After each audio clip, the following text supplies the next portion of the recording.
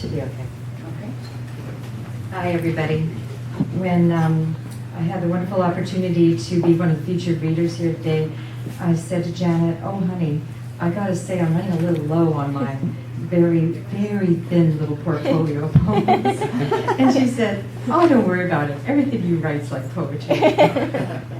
So with that support, I thought, well, I'll read one of the more lyrical parts of my newly released book, which is The Fisher Queen, that was published by Heritage House and released September 1st. So this is a literary memoir, and this, as what I call the small story memoir, is the sharing of my experiences as one of the handfuls of girls working as a commercial salmon petroleum deckhand on the northern BC waters while I was going to university. And the big story is the great stage that has played out this passion play for the last 200 years between salmon and the humans. So it's my pleasure to share with you I guess in a way it's kind of a prologue, but it's what I chose to open my book with. And I wrote it as a compilation, a distillation of several versions of a Pacific Northwest First Nations legend of the Sisudal, which is the great sea serpent. And then from there I'll go into a chapter. From the depths of the sea between the mountains, from the doorways of the supernaturals he fiercely guards, the great serpent comes. Wings of thunderbird, twin heads of wolf, silver sides of salmon, forked tongue of snake, fierce heart of dragon, earth wisdom of bear, traveling in seas and rain and blood and tears, he transforms himself, for he is the shapeshifter, the soul searcher, the truth seeker. He comes to judge all humankind. He comes to judge your courage, your heart, your soul, your spirit. He finds you in your deepest, darkest fear. He comes to you in your life-changing times.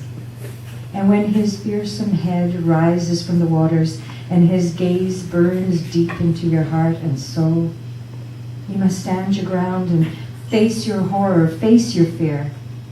And when his second, more fearsome head rises from the waters to steal your soul, each face will see the other, your true self reflected in them.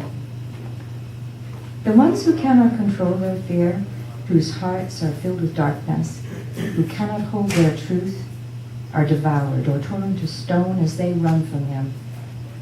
Those who hold truth and courage, who stand in their authentic selves, he blesses with wisdom and magic and bids them return to their lives as chosen ones, to be leaders and beacons for others. So imagine yourself, and it's not going to be difficult on a day like today, on an old tub of a wooden troller 39 feet up on the north coast of BC, sometimes 10, 20, 30 miles offshore. Sometimes the waves are a foot high, sometimes they're 20 feet high.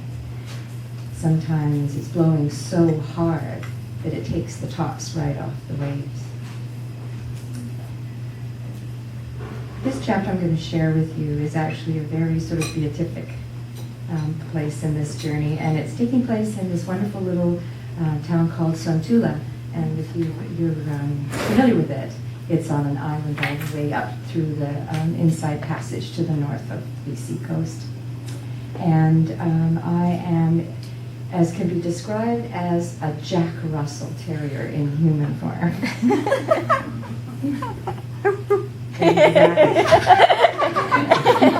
Exactly. I'm just going to read the last two lines of the chapter before, as a segue into this one. We're just on our way up north. We're about 100 miles up into our 400-mile trip straight north. Charts, so they're called charts. And tomorrow I'm going to start showing you how to tie gear if everything goes okay. So in Tula, everything did not go okay, but I didn't care. I didn't care that Paul's self-proclaimed tailor curse had struck again spewing 4 quarts of oil from a cracked valve into the engine room floor, sending dashboard gauges spinning. I just got out of the way so he could yank up the floorboard in the middle of the cabin and jump down into the engine room without killing himself or me. I didn't care that the autopilot still kept pulling to starboard, even after we'd paid $600 to get it fixed before we even left home. I just clambered onto the skipper's seat and steered for the nearest harbor. I didn't care what we had to do in an emergency run to Campbell River, even though we'd already stopped in Kelsey Bay the night before to tie up and walk the 4 bloody miles round trip for a beer at the only bar. I just prided myself I could keep up with his 6-foot strides. I didn't care if he spent 2 hours cursing and banging in the engine room. I just sat on the day bunk / couch / dining room, reading Coast Salish legends and a book on Eastern religions I bought in Campbell River for $1 and handed him tools and coffee as his grimy hand poked up through the hole in the floor. I didn't care, but I didn't get to learn how to tie the gear yet. I just puttered and read and cooked and told stories and studied charts and stayed out of the way. But what I did care about was 2 days of glorious newness. I cared about watching the endless humpbacked islands slide by, the long houses and totem poles hugging the beach at Alert Bay, the perfect moon shell found on a broken booze bottle beach, exploring a new place on my own.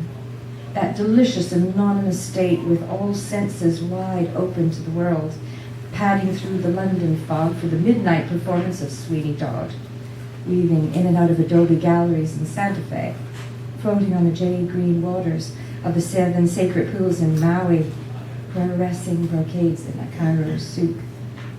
I wanted to see and touch and hear and smell and taste everything. I wanted to know how everything worked. I was in that exquisite state of childhood curiosity that explores just for the joy of it. Everything was fascinating. A bug, a boat, a brilliant sunset, and I rode to the end of whatever leash I was on. Time, weather, responsibility, and occasionally safety. Though I had been transplanted here at the age of 6 from the smoke-choked industrial north of England, I was no stranger to the wilderness and working in a man's world. Daddy made sure of that. Even though my younger sibs and I grew up in Vancouver, our father was a successful construction business owner. I could fish by 8, pitch a tent by 10, and build log fences and furniture by 13 at our family getaway in the BC Caribou. My mother's aristocratic Florentine voice calling, "For God's sake, Lyman, she's just a little girl." It seemed perfectly natural to whitewater canoe in the morning and go to a hip disco nightclub at night, to work as an engineering design dressman and knit sweaters for my boyfriends. It reminded me of going trolling for trout with my dad the first time. I wore my mother's fear and worry trapped beneath the layers of clothing she had troweled on me. Unable to bend my knees properly, I'd slid off the log bridge on the way to the lake shore in the pre-dawn haze of sleepiness and into the creek. Unable to sit upright, I had lain partially submerged like a baby seal until Daddy sighed and shook his head, rumbling, "Oh, that woman," his ham-sized hand reaching down to pluck me from the stream. But I wasn't 6 anymore, and if I went overboard, I'd die. So the machine had to stretch and bend and lift and pull faultlessly. There were no do-overs in this business. If something went wrong, the best that could happen was injury, usually serious. I couldn't afford to be a baby seal. There would be no ham hand to pluck me from the sea. In 10 minutes, I'd be dead from exposure anyway, or dragged under by my filling gumboots. The crucible was honing me like a spear point. It's what we were designed to do before we became domestic pets. We were meant to tolerate and endure pain, exhaustion, extremes, to connect with our bodies, to use them like a tool. We're now coming to Santula on one of the most glorious